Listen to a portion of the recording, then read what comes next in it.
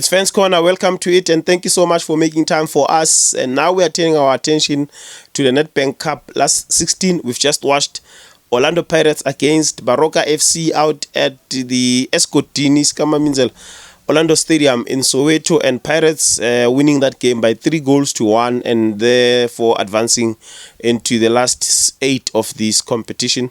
Remember, Orlando Pirates are the defending champions of this competition, so they would want to defend it for a third consecutive time. They would want to win it for a third consecutive time, or defending it for the second consecutive time. The crowd attendance in Orlando was okay, I have to say. We seem to have recovered from the drought that we suffered in the drought of fans that we suffered in January, understandably, in these economic conditions. So yeah, shout out to the people who went to the stadium, and also shout out to those people who've been subscribing to our channel. Make sure you go to the subscription button, click the subscribe on Off Air Podcast channel, which is the channel that brings you Fans Corner. Now, the game itself, I was struggling. I don't want to lie to you. I struggled to watch this game because Arsenal was playing at the same time. As an Arsenal fan, I had to watch Arsenal. I had to prioritize the Arsenal game, so I had 2 screens trying to watch 2 games at the same time, and most of the time I was on the Arsenal side. But yeah, I saw what I had to see in the Pirates game. I was impressed with how Baroka started the game, actually, because they, these are the teams that come from the lower division of South African football, and you expect them to struggle a lot against the top teams that play in the Betway Premiership, and especially a team like Orlando Pirates that is at the second in the current season league. So you don't expect, but you don't give Baroka much of a chance. On paper, they are as good as gone, as eliminated. But I think they used that to their advantage because they had nothing to lose, and they came into the game. They didn't park the bus. They tried to play football against Pirates. And I've said this before, that Pirates is a very difficult team if you want to play football against them, unless you have the pace.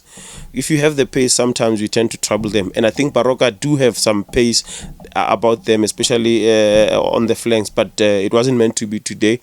It was a Tsirofatso Mabasa show, a hat-trick from Tsirofatso Mabasa. You see, with Orlando Pirates, I looked at the starting 11 and I thought to myself, wow, they are taking this cup seriously, because as defending champions, they probably want to win it for the third consecutive time, which is a big deal in South African football. Well, in any other country, it's a big thing to win any competition for 3 consecutive seasons. So I looked at the starting lineup and I thought to myself, they are taking this thing seriously. The start is a very strong starting 11.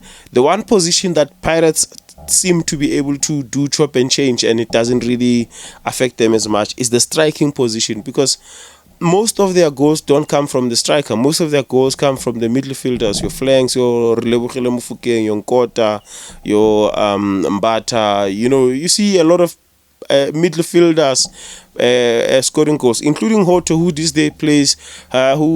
days plays and at the on the left at the left back. So, but he's still banging in some goals and creating some assists. He also had an assist today. So Pirates in the striking department, they don't really have to worry much. They have they can play without a striker. They can even put an attacking midfielder to boost their attacking to boost their attacking from the midfield and confusing many teams. They don't really have to play with the striker, but when they do play with the striker, especially as clinical as Mabasa was today, then they become even more dangerous, because while you're focusing on the left at Relebogile Mofokeng, he doesn't go with the ball, he doesn't drive, he plays a long pass, or he plays it back to Tito at the center of the park, or you have on the right hand side the ball.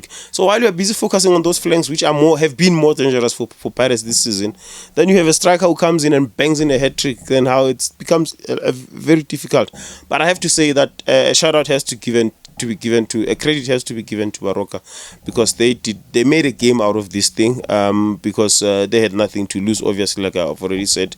In the second half, I felt like there were patches where I didn't watch much of the game, like I said, but I feel like towards the end of the second half, that's they kind of now they brought the whole and a full attitude of saying, we have nothing to lose, and that's when they started causing Pirates more problems, and they also even got a goal from that during that period. So, but one of the things that I looked at is the fact that if you focused on their position in their league, in the Multiple Foundation League, which is a league below the Premier Division, you see them in the middle of the table, so you expect them to struggle a lot against Pirates. The scoreline suggests that they struggled, but honestly speaking, we saw the game.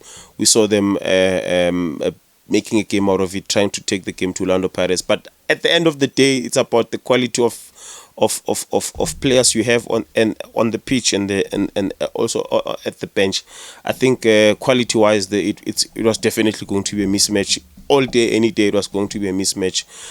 But credit to them for making a meal out of this game. Coach Jose Rivero, I'm pretty sure he is going to take this serious, because remember, the league is not in their hands anymore. So this is an opportunity for Pirates to win this tournament again and dominate in the cup competitions in South African football. After winning the MTN 8, which their cups are the MTN 8 and the Nedbank Cup. It seems like they are very strong in these two competitions, and also they're still in the Champions League, so they could still win a treble of tournaments if things go their way. They could still win even 4 if the league is anything to go by. But I think that one is going to be a little bit more difficult. But yeah, I think with the Nedbank Cup, Pirates still on the fold. We're still going to watch Sundowns and Chiefs and the others to play. It would be nice to see all of these teams going through to the last 8, and then it will make for a very good quarterfinal and also semi-final. Okay. This has been Fans Corner. Thank you so much for making time for us. We are back with the next video with Kaizer Chiefs against Chippa United. We are going to watch that in a moment's time, and then we'll upload the video. Make sure you subscribe, and also you watch all the videos that are to come in this Nedbank Cup.